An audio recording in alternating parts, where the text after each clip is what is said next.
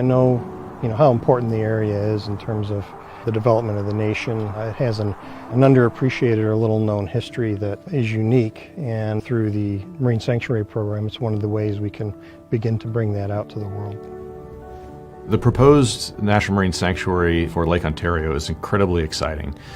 The stories that we can tell here and the history that is represented in Lake Ontario is unique. It allows us to tap into a little bit older of a period of time and the launch pad into the rest of the world, this kind of connection between the canal systems and the St. Lawrence River. It really represents the gateway to the Great Lakes. What makes it important is the history. The Onondagas feel that it's their mandate to try to protect the land and the water. So it's an incredibly important area for Onondaga, for the Haudenosaunee, and for all of the future generations. As you know, we have a lot of shipwrecks in Lake Ontario. So we have some leaders in the community that have the vision to start establishing and protecting those sites way back when. So the fact that we're moving in that direction, at this point is really exciting. Well, I think it's really important to protect the underwater world for future generations so people don't forget where we come from. How did America become America? Right? It was mainly through these waterways. Facilitating the ability to bring these resources through education and research, interpretation, and fun activities to the public, so the public, whether they're 80 or 8, can enjoy and learn something new that maybe they didn't know before and enrich their lives. We see tremendous benefits to educate the greater community, and it helps us to tell our story certainly a little bit better, and for future generations it's just a must.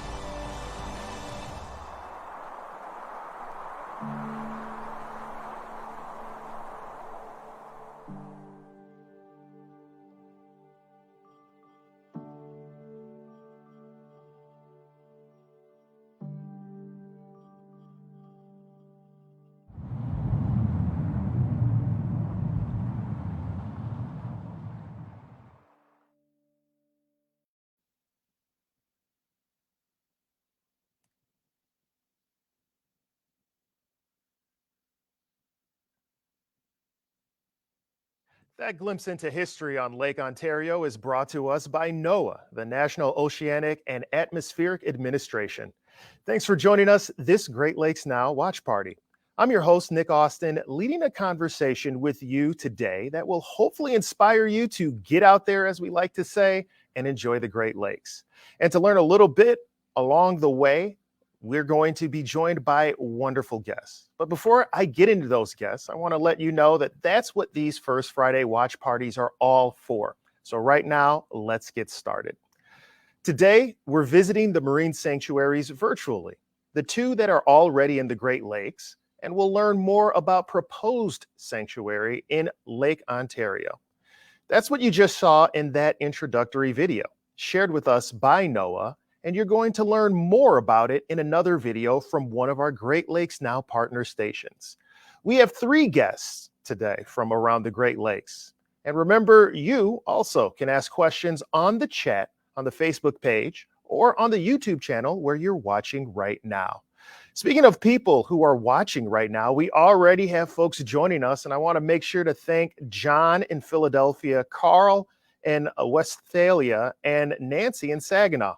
Also joined by Gianna in Michigan and Jean in Oshkosh, Wisconsin. Thanks to everybody who is joining us, as well as the guests that I mentioned a little bit earlier. Make sure to send your questions, as we just mentioned, but now let me bring in someone who has probably been to all of the places we've just discovered or just discussed, because she's traveled. Sandra, Svoboda, program director for Lake Now. How many of the sanctuaries have you been to? Have you been in all of these wrecks that we saw? Nick, I'm having a little trouble with the audio, but I would like to tee up the Great Lakes Sanctuaries segment by today in the watch party by saying that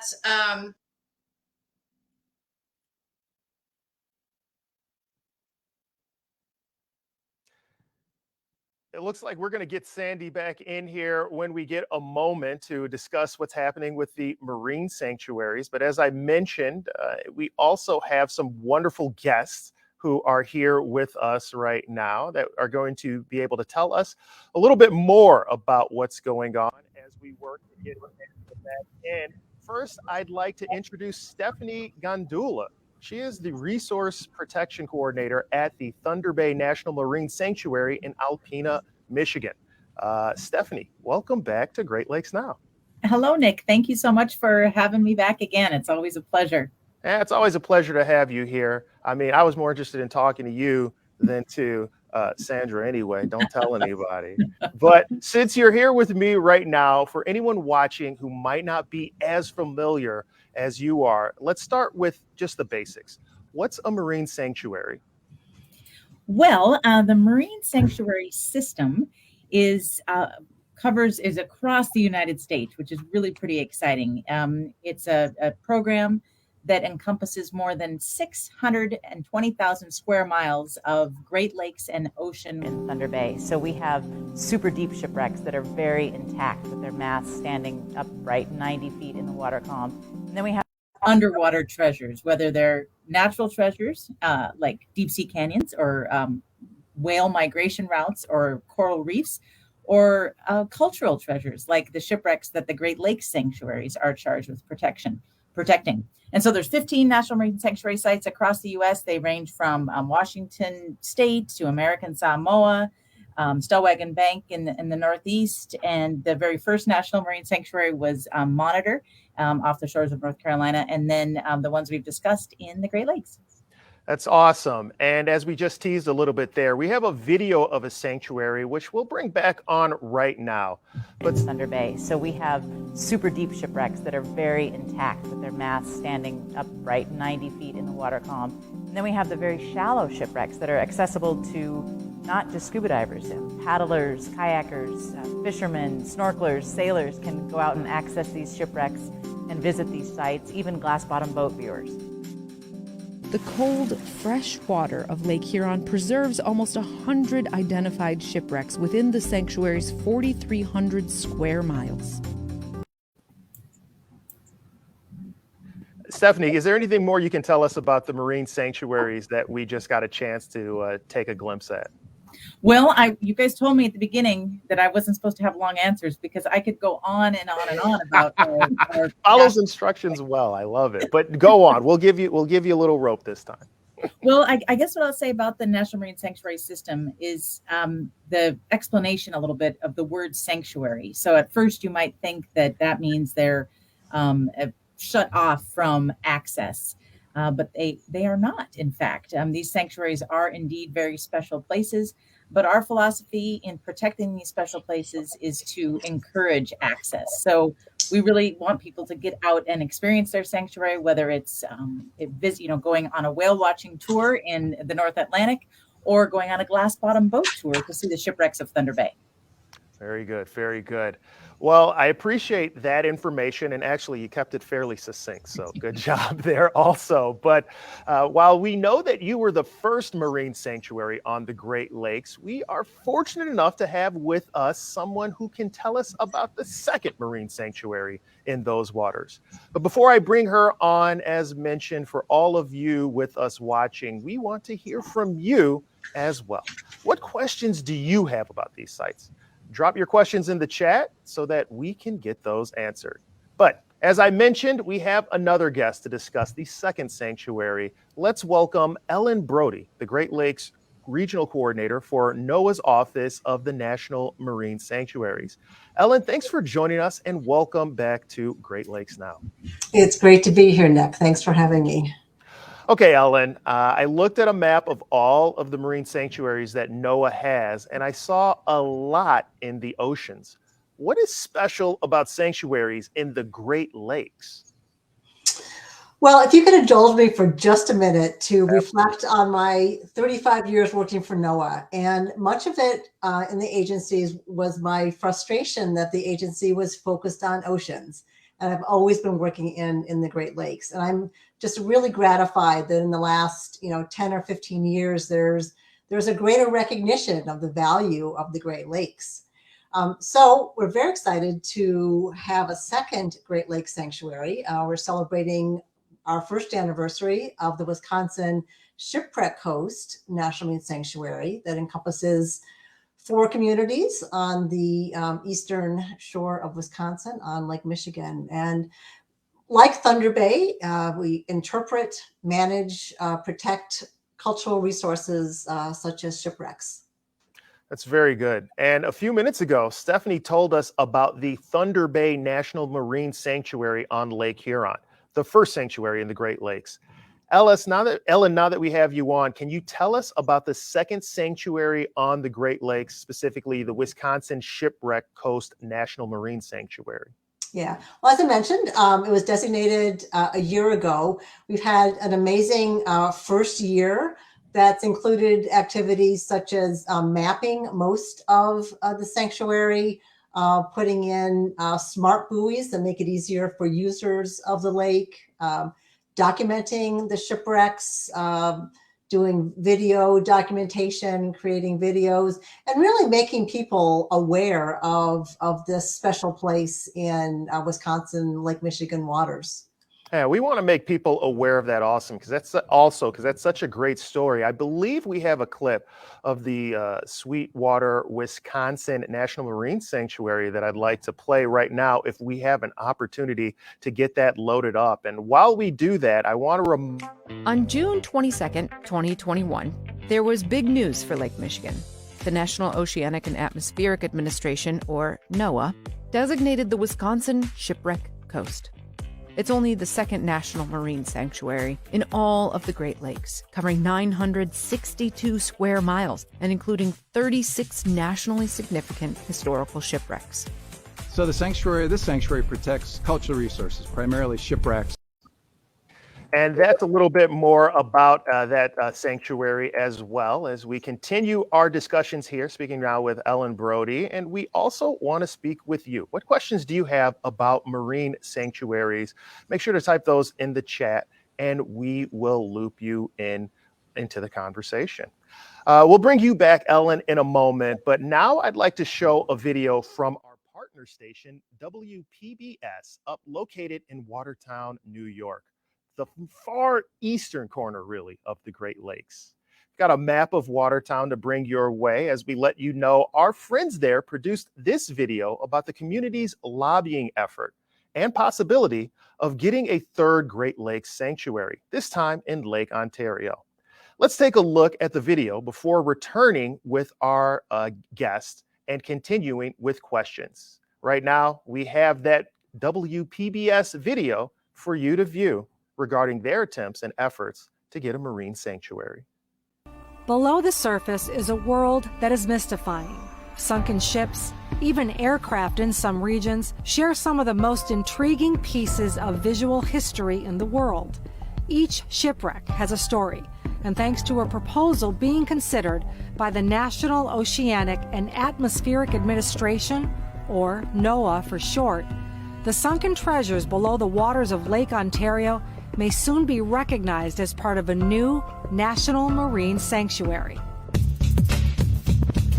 Oswego County Administrator Philip Church has been leading the charge of nominating Lake Ontario since it was brought to his attention in 2017. We were interested in a shipwreck sanctuary, not an environmental one, largely because one of our goals was not to disrupt the current recreational use of this area, which is largely sports fishing. We wanted to augment it by increasing visitation and awareness worldwide of this area. We have an opportunity and a unique resources here to really put this region on the map because at that time there are only 14 marine sanctuaries in the world and we could be one of them. Dave White, recreation specialist for the New York Sea Grant, is in full agreement. Not only will the prospect of a sanctuary increase visitation and boost the local economy, It will bring to life deep maritime history that may have otherwise been forgotten. We have some of the most pristine wrecks in the world. A lot of these resources are in deep water that even a recreational diver can't get to. And we probably have, to me, the top 5 intact war vessels in the world are right here in New York State. So when we begin to talk about maritime history and shipwrecks, this is the place to be, whether you're a diver, whether you're a historian or a local community member that just wants to learn about that deep history. It's preserved in the deep waters of Lake Ontario and all of our Great Lakes throughout the state of New York. A national marine sanctuary is part of a network of NOAA's underwater parks, which cover 620,000 square miles of ocean and Great Lakes. The purpose of any marine sanctuary program is to promote responsible access to wrecks while preventing looting damage and negative behavior. The cold, deep waters of Lake Ontario benefit these maritime treasures because they preserve them so well. This makes these ships more intriguing to learn about, bringing yet another valuable aspect to acknowledging Lake Ontario as an official marine sanctuary. Katie Malinowski has been leading the charge with community feedback and involvement and anticipates academic interest to be high. You have the State University of New York at Oswego. You could even get to Syracuse University, some of the larger institutions a little farther abroad that could bring their research dollars, their research experts here to do cutting edge type of work, looking at the shipwrecks, looking at the history. There are a number of wrecks that have yet to be discovered, so we will be doing some inventory of Lake Ontario. We need to document the wrecks. We'll be gathering video, photographs, doing 3D models, all of which can contribute to our education and outreach programs. Economic impact is one of the goals we set. Other goals we set that are equally important is augmenting educational opportunities here. NOAA creates curriculum and lesson plans around shipwrecks to teach certain subjects. You can teach almost any subject to a child using an exciting topic of a shipwreck. The proposed area is a boundary that moves through Wayne, Cayuga, Jefferson, and Oswego counties. It covers approximately 1,724 square miles. At least 43 shipwrecks are known to be under these waters, but once designated, many more will be revealed. One aircraft has also been identified below the surface, but again, many more may soon be revealed. Even areas that are not accessible by divers can be explored with remotely operated vehicles, or ROV. When you look at a shipwreck map of the Great Lakes, of Lake Ontario, it's just dotted all over the eastern shore because this was also a major route of commerce. So not only are we talking about war, but we're now talking about commerce between the southern shore of Lake Ontario to the northern shore of Lake Ontario. They can be in 600 feet of water, and we can go out and find them, send an ROV down, and they're going to be completely intact in cold water today, just like the day they went down. Many of these ships went down with crew on board. Hundreds, if not thousands, of lives were lost. So when divers or vehicles go under to explore, the wreck won't be the only find they come across. You could actually have the remains of soldiers on the bottom. And, so we need to talk with our military friends, folks within all of our militaries to say, okay, this was a naval vessel that was carrying Marines at the time or Army soldiers at the time. Sacred ground has to be recognized as well. And in some cases, they may be Native American sites that we have, and we need to be and already are communicating the National Marine Sanctuary Office with all of our Native American partners and tribes along the Great Lakes. And in some cases, they talk about then raising them and having them on display. Again, some of these really historic vessels, there may be a reason to actually go through the whole conservation process to raise them and put them on museums, as we currently have both in Washington and here in New York with some extremely historic vessels. We have vessels that are currently owned by England. They were a British vessel. And unless, the British government has given up rights to that vessel, it is still their vessel. The designation process for the Lake Ontario National Marine Sanctuary is still ongoing as NOAA continues to review the proposal. There will also be additional public meetings and comments. NOAA will take those comments into consideration as they finalize their sanctuary documents. And if all goes well, the sanctuary would become official by the spring of 2023. And then the process of creating the next national marine sanctuary begins in all 4 counties.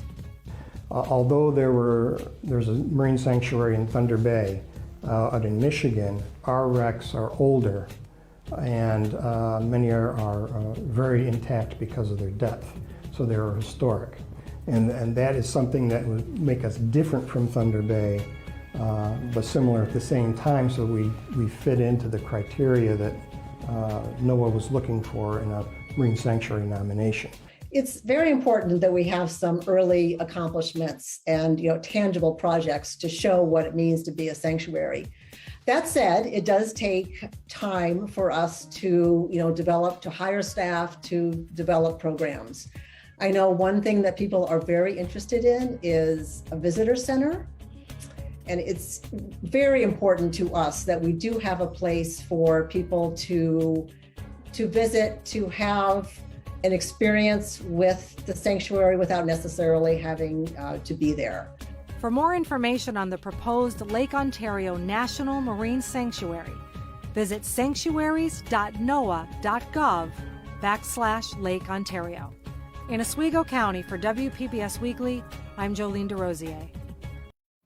And thank you to WPBS as you are watching the Great Lakes Now Watch Party. And I'm your host, Nick Austin, where we are learning so much more about marine sanctuaries. We're doing that courtesy of guests as well as questions from you. We already have one from Lee, which I will get to, so keep it locked right here, Lee. But if you also have a question for one of our wonderful guests, remember, drop them in the chat on Facebook or wherever you are watching, and we'll try to work that into our conversation. Also, if you have your own sanctuary story about a visit you made to one, tell us that too. Now I'd like to welcome someone who was in that video from WBPS that we just watched. It's David White, the recreation specialist with New York Sea Grant, someone who has been working for years on this project. David, welcome to Great Lakes Now. Great to be with you. Thanks for having me.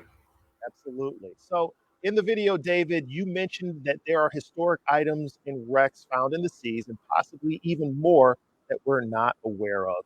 What are some of the most interesting items you're aware of that people have found that our viewers would be interested in?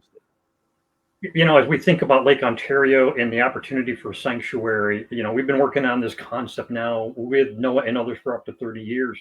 And, we have the first dedicated preserve in Lake Ontario, which is the David Mills. And the David Mills is just a really unique shipwreck. It's just to the northwest of Oswego. And the reason it went aground is because the fires in Canada were so strong, the smoke came across and they couldn't see shore.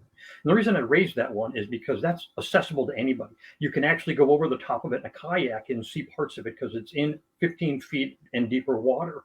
And there's a lot of artifacts that have been brought up from it over time, but that just is a really cool story and it's accessible to everybody. And I think when we talk about those things, that gets folks really excited to think about, there's that near shore one. But then we start thinking about all these really historic wrecks. And as one of the folks in the first video said, New York, it was the access to the Great Lakes. So when we talk about shipwrecks and what was occurring in all of the wars throughout our generations, New York was the place to be. And Eastern Lake Ontario was a real major part of that. David, I'm really glad, David, that you brought that up because accessibility, I think, is very important in connecting people to these sanctuary cities or sanctuary locations that we're talking about. What do you think is the best way to connect people who are interested in learning more about the Great Lakes and these sanctuary cities? What do people need to do to discover these treasures similar to what you just mentioned for us? A key issue when we talk about it here in Lake Ontario is the partners you saw in all of those.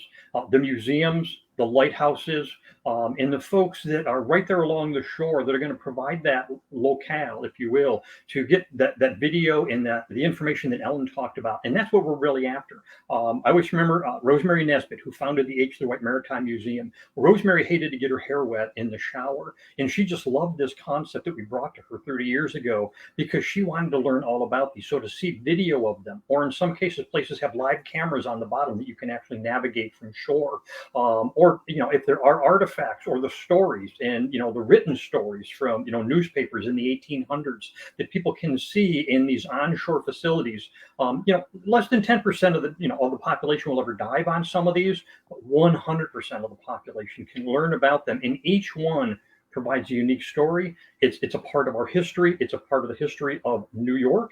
It's a part of the history of this nation, and it's a part of the history as we've grown. And those facilities on shore are where people are really going to be able to come, learn about the wrecks, the people that were on them, the activities they were doing, whether it was war, commerce, military, whatever it may be. It's really going to bring that to light. And having all of those folks as partners, as you saw in that early video, has been critical here on Eastern Lake Ontario for us to include them to make sure they're a part of it as well.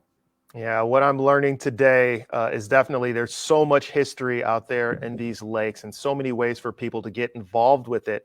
But for people who are interested in helping out with this proposal, is there anything that they can do to get involved and let their lawmakers know their thoughts about Lake Ontario's bid for status as a marine sanctuary? Absolutely, as part of the local team, if you will, here right in eastern Eastern New York, with 4 counties, we're really looking forward to Ellen and her team coming back to be with us this fall as they bring the full plan to the public. So those public meetings that are going to be this fall are just going to be critical to really learn about where can we go, what are those huge opportunities, and learning from our friends in Thunder Bay and from the Wisconsin Shipwrecks site. That's going to be a great opportunity for us because we're going to become a team, not only here in New York, but a team of sanctuaries to really share those stories as the country developed. But also we're going to be able to learn from them and bring that to bear. So really exciting opportunity for the community members this fall when Ellen and the team from the National Marine Sanctuary come back to visit us again, bring us all of that exciting information, all the things they've learned over the past year and talking with the public to really put that into motion. And we're going all thumbs up that next spring we could be on here with you saying we are the 3rd sanctuary in the Great Lakes and the key sanctuary on the eastern end of the Great Lakes.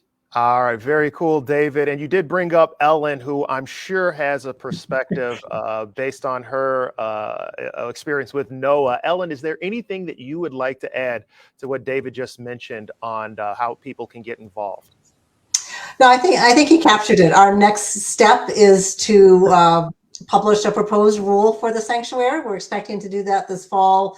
We're about 2/3 of the way done. It is a fairly long process, but yes, in 2023, we should have the 3rd Great Lakes Sanctuary. And I can't tell you how excited I am about the increasing footprint of NOAA sanctuaries in the lakes. You might not be able to tell me how excited you are, but I can feel the excitement coming through the airwaves. So that makes me happy too. It also makes me happy that I have you on because we have a question from Lee who asked, are the Wisconsin sanctuaries accessible from any of the ports where where there are ferries from Michigan dock?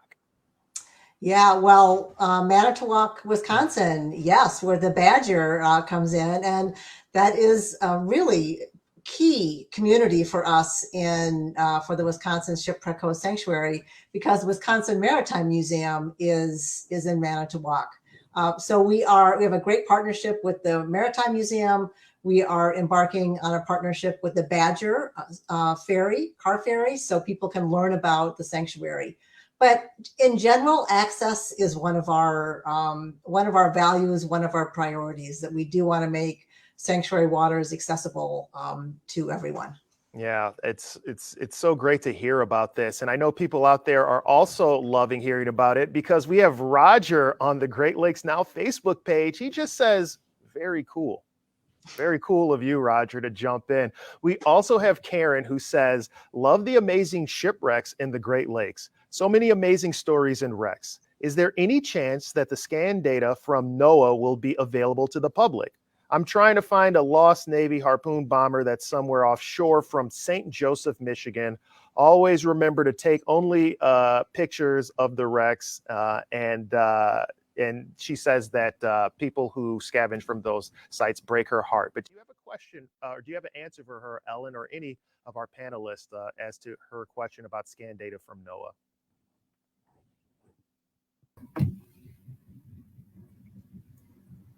Stephanie or Ellen, I expect Stephanie for you live.